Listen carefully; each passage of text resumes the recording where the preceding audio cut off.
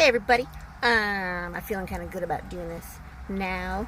I want to talk about control and change.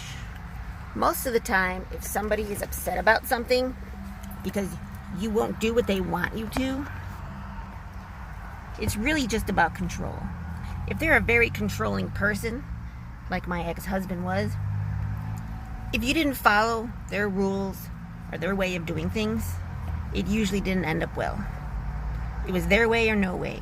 And it's usually because they were controlled growing up so horribly that they find comfort in controlling everything. Their environment, who they're with.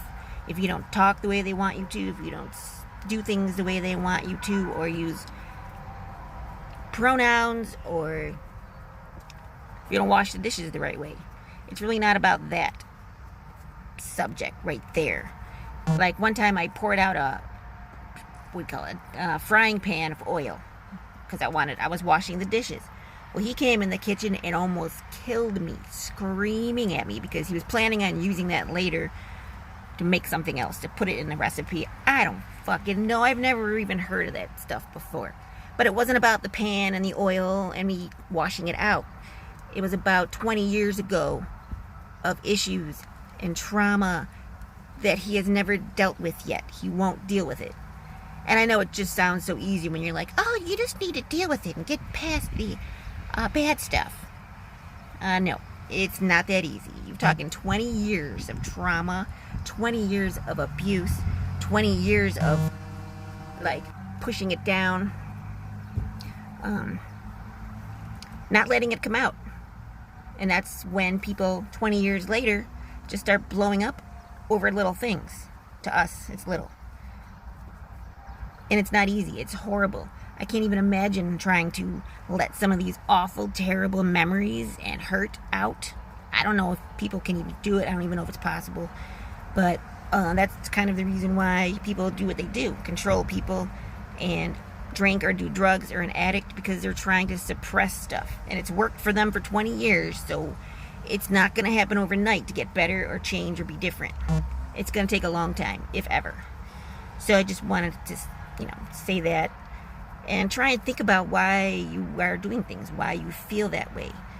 My ex doesn't want to be alone. He's terrified of being alone because his siblings, as soon as they turned 18, they got out of there because it was horrible and it was bad, and it just was. He was younger. He took that as abandonment. They don't want to be here because of me. I did something wrong. It must be my fault. So now when he's an adult, the feelings he gets when he's alone goes all the way back to when he was like 10 years old. So I asked him that. I'm like, what do you feel like? What emotions do you have when you're alone? And he said, not loved, ignored, worthless, useless, lonely, which is totally understandable. But you gotta start thinking to yourself, I'm not 10 years old anymore. I'm in control of my life. I'm an adult. I'm in control. I am not that 10-year-old sad boy anymore. Those things I didn't deserve to do those things. It was not my fault. That's where we need to start, along with loving yourself. Because if you don't love yourself, you're going to self-harm yourself. Self-harm is not eating, keeping yourself from eating, keeping yourself from taking care of yourself, hitting yourself, punching walls, sabotaging your relationships because you don't feel like you deserve good, but you do. So those are just some of the things you need to start doing. Start really thinking, do I love myself? If not, why? Really pick your brain. Sit down, write it down. That's where you need to start. So ask yourself, do you love yourself? If not, you better start finding out why. Have a good day, everybody.